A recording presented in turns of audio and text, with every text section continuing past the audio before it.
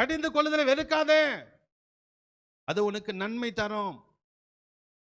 கடிந்து கொள்ளக்கூடிய போதகர் உங்களுக்கு இருந்தால், நான் தயவு செய்து சொல்றேன், அவர்கள் பேச்சை கேட்டு கீழ்ப்படிந்து அந்த சபையில இருங்க.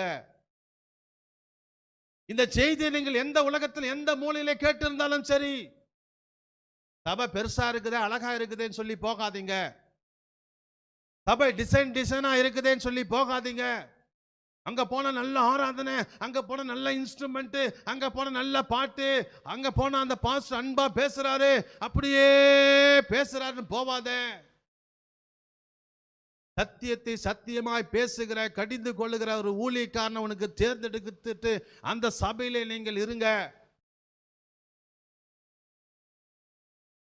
அந்த சபை போதகர் உங்களை உத்தரவாதத்தை எடுத்து உங்களை அந்த நிச்சயத்துக்கு நேராக